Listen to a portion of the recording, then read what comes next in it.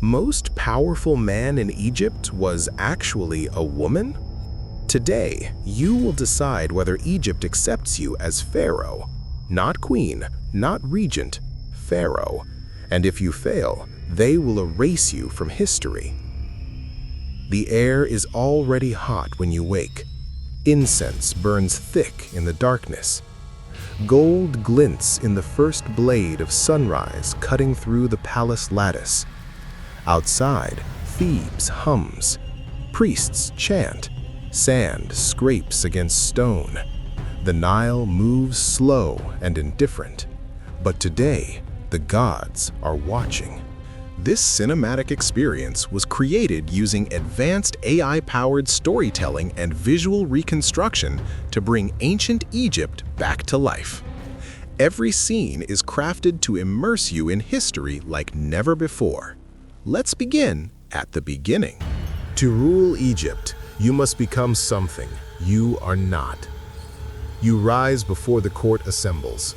Servants fasten linen around your body, a garment worn by kings.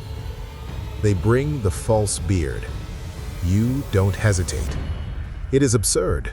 It is dangerous. It is necessary. You are Hatshepsut, daughter of Thutmose I, wife of Thutmose II, stepmother to a boy who now technically rules the empire. The boy is young, too young. The priests whisper, the generals watch, the nobles measure you in silence. They tolerate you as regent, temporary, a bridge between kings. But Egypt does not bow to bridges, it bows to power. And power in ancient Egypt has always worn the body of a man. Until now. If the high priest says one wrong word, you die politically today. The palace doors open, heat slams into you, the courtyard floods with light. You walk forward slowly, every footstep echoes. The high priest of Amun stands waiting.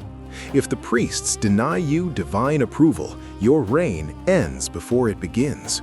But what they don't know, you have already moved the pieces. Weeks ago, you commissioned carvings in secret. Reliefs across Thebes tell a dangerous story that Amun himself chose you. Today, the priests must confirm it or declare the gods liars. They cannot afford that.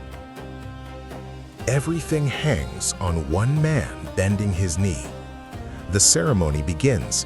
The high priest raises his voice. The silence stretches. And then he kneels. One with Amun, king of Upper and Lower Egypt. King, not queen. You have crossed the line. There is no going back. But behind a column, a boy watches. Thutmose III, silent, learning, remembering. Winning the crown was easy. Keeping it is war. Egypt is strong, but fragile.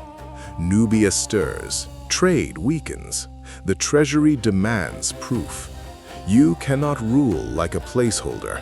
You must rule like a conqueror. But conquest is expensive, and blood stains reputations. So you choose something no pharaoh dared choose this way. You choose wealth over war. You choose Punt. If it fails, you look weak. If it succeeds, you look divine. For the first time, you're not afraid of enemies. You're afraid you were wrong. Weeks pass. The ships do not return. The palace grows quieter. The boy grows older. The generals grow restless. Alone at night, doubt creeps in. What if Egypt will never accept a woman as pharaoh? What if divinity was not enough? Power is lonelier than you imagined. And then, the horizon answers you. Trumpets, chaos along the Nile, sails appear, huge, loaded. The expedition returns overflowing with gold, ivory, incense trees. The crowd erupts. Your gamble did not just succeed, it redefined power. You did not conquer through blood, you conquered through vision. Now, you are building legacy. The greatest danger is growing inside your own palace. Years pass, temples rise. Your masterpiece, Deir el-Bahari, carved into cliffs, stone declaring, "I was here." But the boy is no longer a boy. Thutmose III trains with men who never accepted you. He smiles, he obeys, he waits. The future sharpens itself. Death will not be your greatest enemy. Memory will. When death comes, it is quiet. But years later, your images vanish, your statues smashed, your name erased. An attempt to restore the natural order, to pretend you never ruled. They tried to erase you. Instead, they made you immortal. Centuries later, archaeologists uncover your temple. They see the beard, the crown, the audacity, and ask the question your enemies feared. What if Egypt's most visionary ruler was never meant to rule at all? You wake to heat. Incense burns. The Nile moves slow and indifferent. But thousands of years later, your name still rises with the sun. Because power is not defined by who tradition allows to wear it. Power is defined by who dares to claim it. And in the golden silence of ancient Egypt, you did. We've walked in the shadow of Hatshepsut, but history is full of souls waiting to breathe again. Now it's your turn. Share your thoughts on this journey in the comments.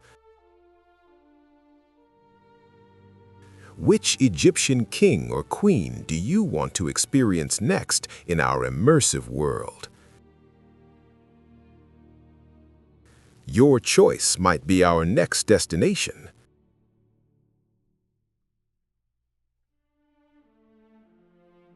Don't forget to subscribe to keep traveling through time with History Telescope.